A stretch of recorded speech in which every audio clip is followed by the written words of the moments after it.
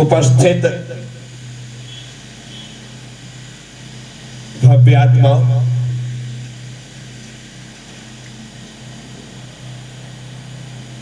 जैन परंपरा के एक उद्भट विद्वान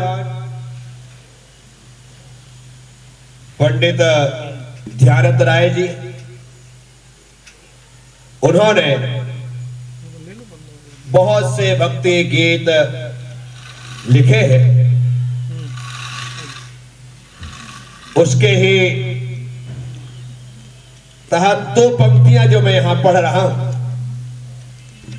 शुभ कर्म जोग सुघाट आया,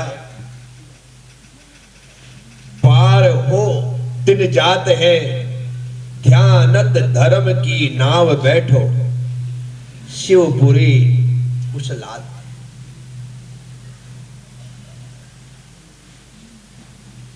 इन पंक्तियों के माध्यम से कहा जा रहा है, शुभ कर्म के योग से हम किनारे पर आ गए।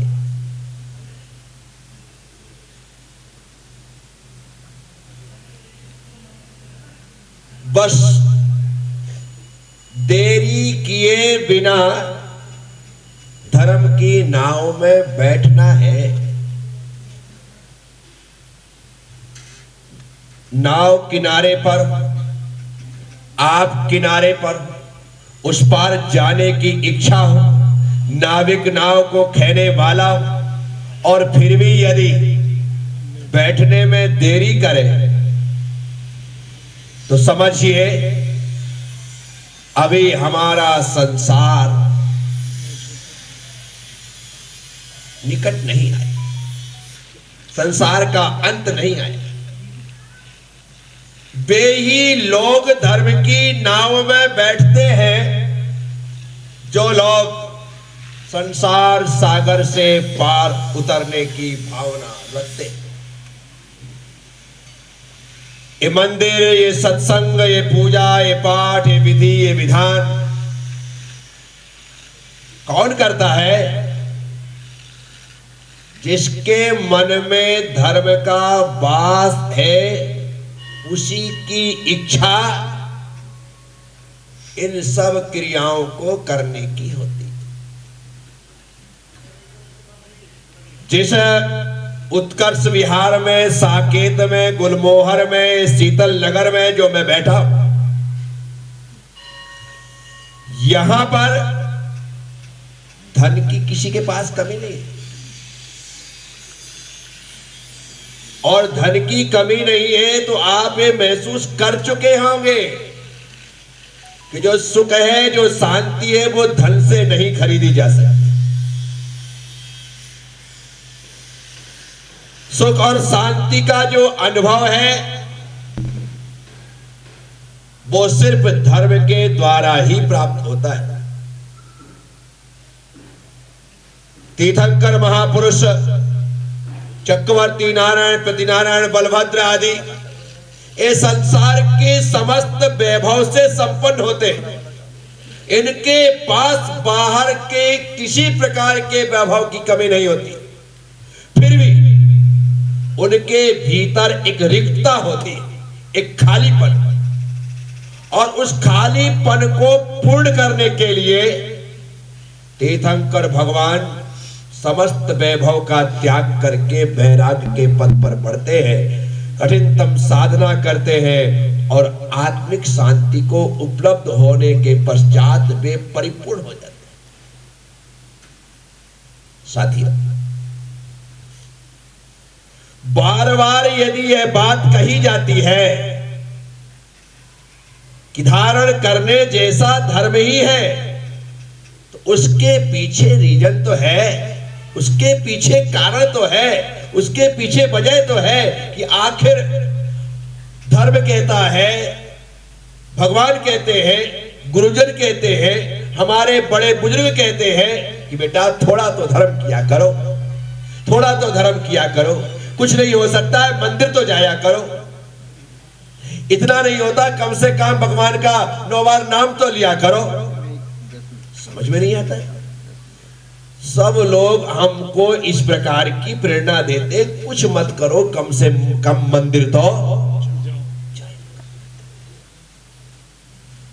मैं विचार करता हूं, आखिर हमारे गुरुजन, हमारे बड़े बुजुर्ग इतना ही क्यों कह रहे हैं बेटा कम से कम मंदिर तो जाया करो। क्या कह रहे हैं? कम से कम क्या कहते हैं? बोलो ना। कम से कम मंदिर तो जाया करो। ठंड है पर इतने नहीं कि आप बोल ना सके। कम से कम मंदिर तो जाया करो। मंदिर तो जाया करो। कल ही तिलक नगर में एक महिला अपने बच्चे को लेकर के आई महाराज से, आप इसको कम से कम एक दिन मंदिर जाने का नियम दिलवा दो। सभी बोलते। तो मैंने विचार किया कि कम से कम मंदिर जाया करो, इसका मतलब मंदिर जाने का फायदा क्या है? फायदा क्या है? मैंने कहा ये बात ठीक। आप बाजार घूमने जाओ ना, बाजार घूमने जाओ, किसी मॉल में घूमने जाओ, यूं चलो गर्मी के दिन है, पूरा एसी रहता है, घंटे 2 घंटे यूं घूम आएंगे। और वो लोग मना भी नहीं करते आप कि आप घंटे भर ऊपर से नीचे घूमते रहो, कोई मना नहीं करते। उनको मालूम है कि घंटे 2 घंटे रहेगा तो ये थाली ठंडी हवा नहीं खाएगा, कुछ ना कुछ तो खाएगा। हवा के साथ साथ जो देखेगा तो कुछ ना कुछ तो लेगा ही लेगा। गजब है। आप बाजार घूमने जाते हो, गए हो, लेकिन कहीं ना कुछ लेने का मन हो ही जाए। तो हमारे बड़े बुजुर्गों ने कहा, हमारे गुरुओं ने कहा बेटा कम से कम मंदिर जाया करो। और उन्हें पता है कि तुम मंदिर जाओगे तो वहां से कुछ ना कुछ तो लेकर के आओगे ही आओगे। वहां पर जाने के बाद एक बार हाथ जोड़ करके नमो रंताड़म, नमो सिद्धाड़म, नमो आर्याणम, नमो अज्जायणम, नमो लोहि सबसाणम, इतना भी बोल लिया, कुछ तो लिया कि नहीं लिया? घर में नहीं बोला जाता। ये मंदिर की सीढ़ी का चमत्कार है, मंदिर की सीढ़ी का असर है। जैसे ही हम अंदर प्रवेश करते हैं, जैसे ही हम सीढ़ी के भीतर अंदर जाते हैं, वैसे ही हमारे भीतर से नमोकार मत निकलना प्रारंभ हो जाता है, भगवान के गुणगान प्रारंभ हो जाता है। जो हमें आता है हम बोलने लग जाते हैं, और जैसे ही बाहर निकलते बंद हो जाता है ऑटोमेटिक। गौर किया नहीं किया? मैंने तो किया। जैसे ही भीतर घुसते हैं स्वतः ही हमारी सीढ़ी चालू हो जाती है।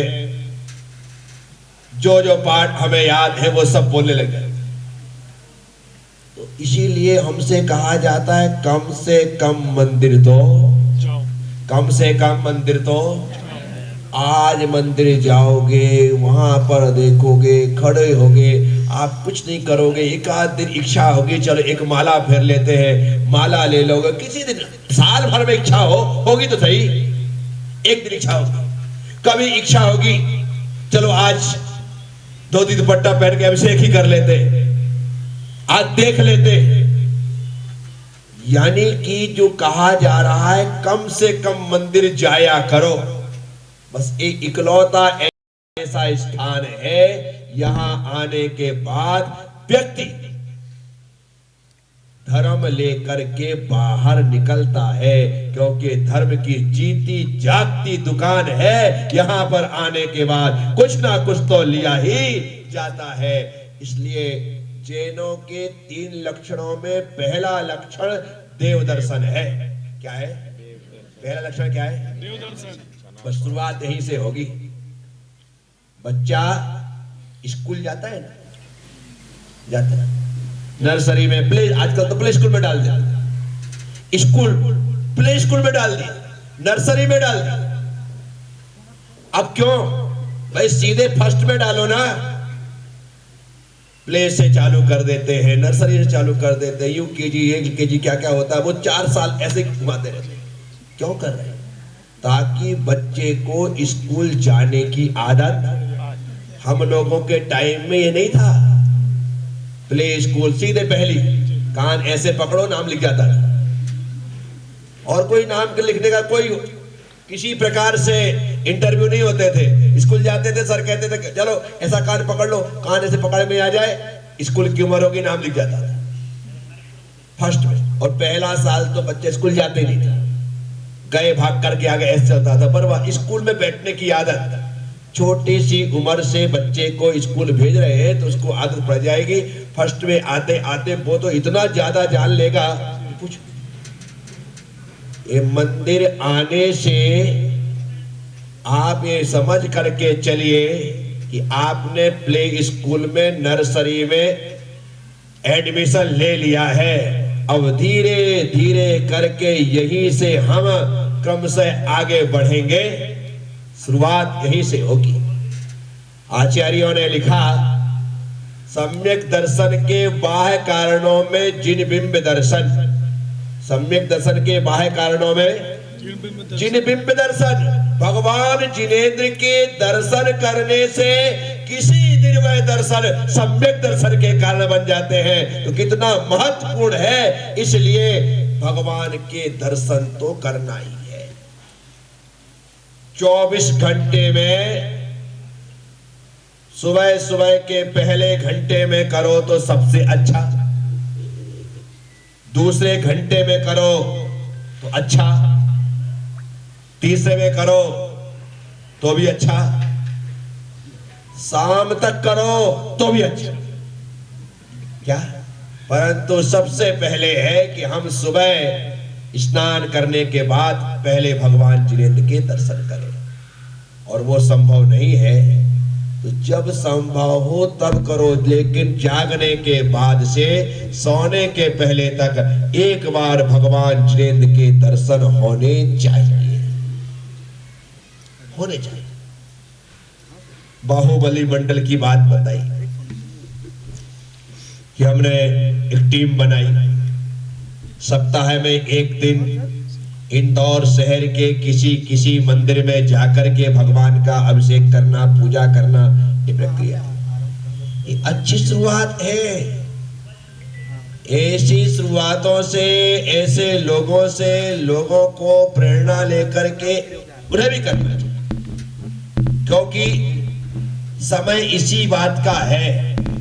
क्या होता है, इसी मंदिर में अभिषेक पूजा करने के लिए हर युवक, हर बच्चा हर संडे तैयार ना हो, लेकिन नया नया मिलता, हाँ चलो यार आज वहां चलना, भी घूमना भी हो जाएगा, जाना भी हो जाएगा, नए मंदिर नए भगवान के दर्शन भी हो जाएंगे, तो अलग ही भाव आते हैं कि आज इस मंदिर में जाना। वो पहले से दिमाग में फिट हो जाता है, अगले सप्ताह वहां चलना है, तो नहीं जाने वाले की भी इच्छा हो जाती।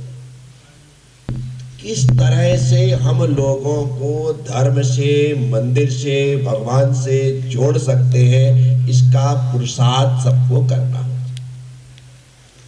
क्योंकि समय एकदम बदलता चला जा रहा है। हम लोगों को तो मंदिर आना अच्छा लगता है, लेकिन आजकल की जो नई पीढ़ी है ना, आजकल जो नई पीढ़ी है, कितने भी धर्मात्मा घर की हो, आप देख लेना, उनके दादा दादी सब कुछ कर रहे हैं, लेकिन उन बच्चों को ना जाने क्या हो जाता है, उनकी इच्छा ही नहीं होती। सब दिखाई दे रहा है कि हमारे पिताजी, हमारे दादाजी मंदिर जाते हैं, महाराज जी के पास जाते हैं, आशीर्वाद लेते हैं, प्रवचन सुनते हैं, स्नान ग्रहण करते हैं, सब कुछ करते हैं, लेकिन नई पीढ़ी को ये सच्चाई है, नई पीढ़ी को ये बात भाई नहीं रही, समझ में नहीं आ रहा कि क्या किया जाए। तो मैंने तो सजेशन दिए, नई पीढ़ी जहां जा रही है पहले उसका परीक्षण करो, वो कहां जा रही है और क्यों जा रही है, इसको भी थोड़ा ध्यान दो। तो मैंने देखा, जाना समझा कि आजकल बच्चे फिटनेस के लिए बहुत ज्यादा ध्यान दे रहे हैं। किसके लिए? फिटनेस।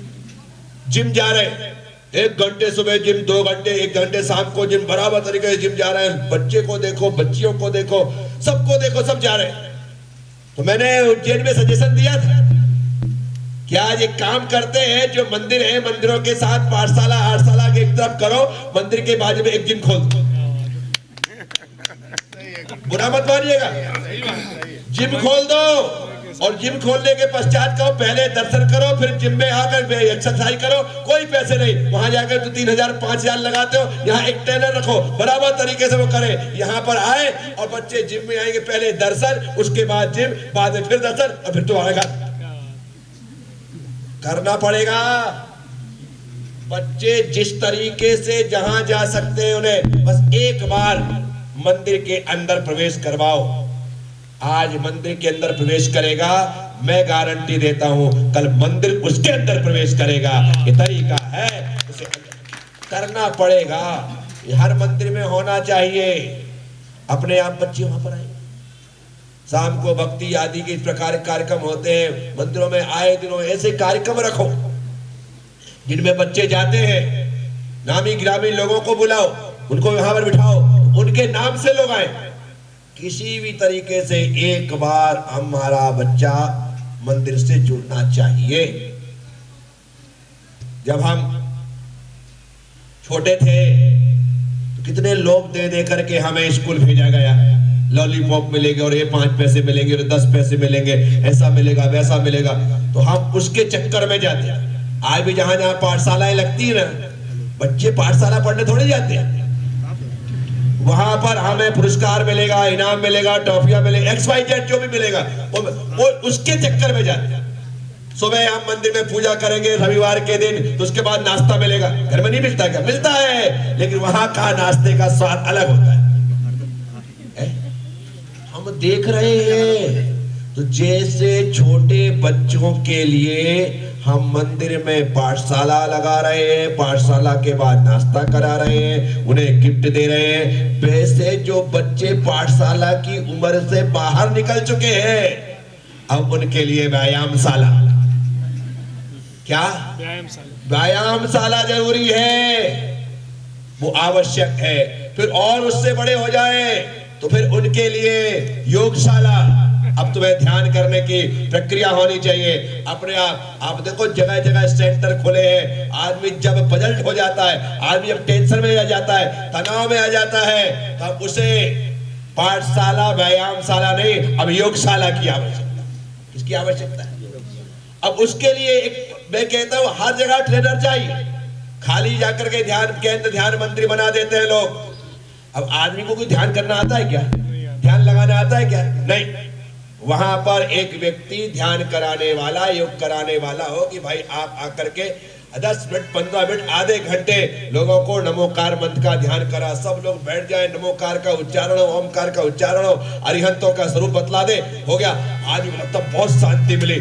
जैसे ही वो आंख मूंद करके 15 मिनट बैठता है, 10 मिनट बैठता है, और तुम कुछ भी कराओ, क्या कराओ? कुछ भी ओम ऐसी करवा 15 मिनट, मैं गारंटी देता हूं कहेगा यार मजा आ गया। क्या कहेगा?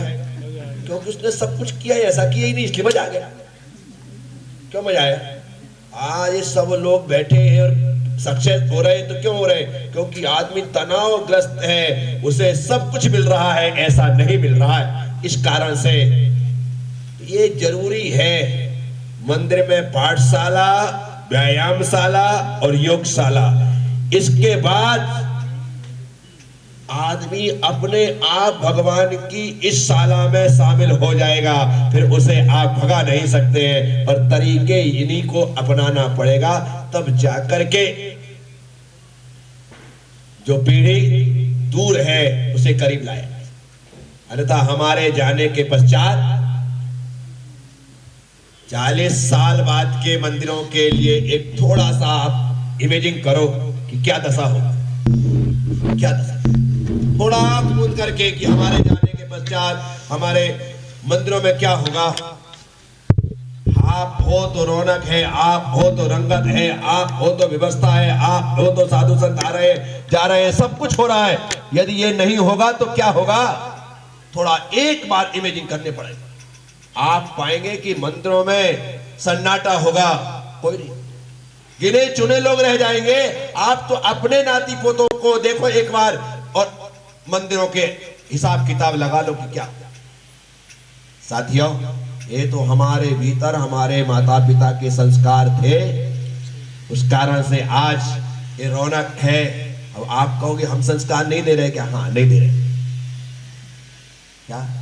ये कटु सत्य है। हमें संस्कार देना नहीं आ पा रहा है। दे रहे हैं आप बोलते मना नहीं कर रहे, परंतु देने का तरीका नहीं, और वो तरीका नहीं होने की वजह से उन्हें जो मिलना चाहिए वो नहीं मिल पा रहा। तो साथियों, शीतल नगर में, उत्कर्ष विहार में, साकेत नगर में सिर्फ सांकेतिक तरीके से मैं आप सब लोगों से इतना ही कह रहा हूं कि कम से कम मंदिर जाया करो, ऐसा हमारे माता पिता ने कहा। और कहते हैं तो बस कम से कम का मतलब यही है कि वहां पर तुम जाओगे तो सारे धर्म आ जाएंगे। कभी साधु संत आएंगे, मंदिर आओगे तो लगेगा कि चलो 2 मिनट सुन लेते हैं, या नहीं करेगा मन। तो मैं प्रवचन कर रहा हूं, मंदिर में खड़े हैं, दर्शन कर रहे हैं, एक शब्द भी कान में पड़ गया तो हो सकता है वो शब्द परिवर्तन में कारण बन जाए। ज्यादा लंबे चौड़े प्रवचनों से कल्याण थोड़ी होता है, एक शब्द हमारा कल्याण कर देता है, एक शब्द हमारे जीवन में परिवर्तन ला देता है। इसीलिए कम से कम मंदिर अपने सभी बच्चों को यही बोलो कि बेटा कुछ मत कर, सिर्फ मंदिर जा, 1 सेकंड के अंदर यू ढोक लगा, तुरंत लौट के आजा, मत कर कुछ काम, मत कर पूजा पाठ, लेकिन मंदिर जा। बस ये जब तक जारी रहेगा हमारा धर्म जिंदा रहेगा। पंचम काल के अंतिम समय तक इस धर्म को जीवित रखना है, और वह जीवित तभी रहेगा जब इन मंदिरों में हम और हमारी पीढ़ियां आती रहेंगी, तभी रहने वाले। हम कितना भी बोल लें, कितना भी सुना लें, आप लोगों को तो सुनना ही है। जब बोलेंगे ठीक है, सुनते रहेंगे, लेकिन उनको जरूरत है। आज हमारे बच्चे ना प्रवचन सुनने नहीं आते, प्रवचन सुनने नहीं आते। उनको मोटिवेट करने वाले जो लोग होते हैं, आप ऐसे लोगों का चयन करो कि भाई आज उनका स्पीच है, सभी को पहुंचना है। फिर देखो बच्चे 3-3 घंटे वहां पर सीटिंग देकर के उनके स्पीच को सुनते, जैसे सही वैसे सही भाई, लेकिन उन्हें बात समझ में, और जिसे बुलाया जाए उनको ये बताया जाए कि तुमको इन्हें जिंदगी जीना नहीं सिखाना है, कैसे सफलता प्राप्त करना ये नहीं सिखाना है, इन्हें ये सिखाना है कि धर्म की महिमा क्या होती है, परमात्मा की महिमा क्या होती है, गुरु की महिमा क्या होती है। और इनके दिमाग में यदि तुमने वो भर दिया तो बस हमारा मिशन सक्सेस हो गया। ये करना पड़ेगा, और ये संभव है। मुझे नहीं सुनने आ रहे, पहले उनको सुनाओ, उसके बाद वो मुझे सुनने भी आएंगे। तरीके बदलने पड़ेंगे, बिना तरीके बदले कुछ भी नहीं हो सकता है। इस मंदिर का शिलान्यास के अवसर पर, भूमि पूजन के अवसर पर मैं यहाँ पर आया था, और आज एक खूबसूरत मंदिर भगवान शांतिनाथ की अद्भुत मनोज्ञ मनमोहक मूर्त यहाँ पर विराजमान है। आप सब लोगों के मन में भगवान की वह छवि सदा सदा के लिए स्थापित हो जाए, और हमारे भीतर भी वैसी ही शांति आकर के बसे जैसे शांतिनाथ भगवान यहाँ पर बड़ी शांति के साथ विराजमान है। बस प्रभु से प्रार्थना करते हैं कि हे प्रभु, आप वेदी से उठ करके मेरे मन की वेदी में आकर के विराजमान हो जाए, ताकि मेरा मन ही मंदिर हो जाए और मैं आनंद से परिपूर्ण हो जाऊं। तो ज्यादा कुछ नहीं, अभी मंदिर के शिखर पर ध्वजा लगाई जाएगी। क्या लगाई जाएगी? ध्वजा। बहुत महत्वपूर्ण प्रक्रिया है कि हमारे द्वारा मंदिर के शिखर पर ध्वजा लगे।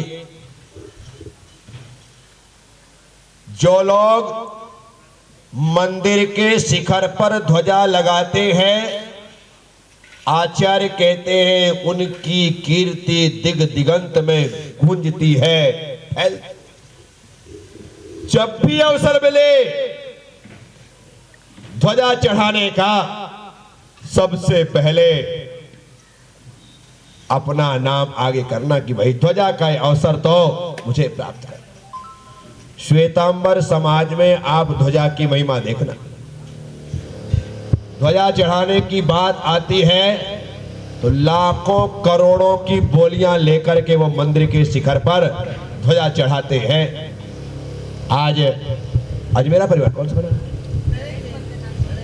नरेंद्र जी वंदना जी जैन का परिवार का नंबर है, नंबर से चलता है हर साल अलग अलग।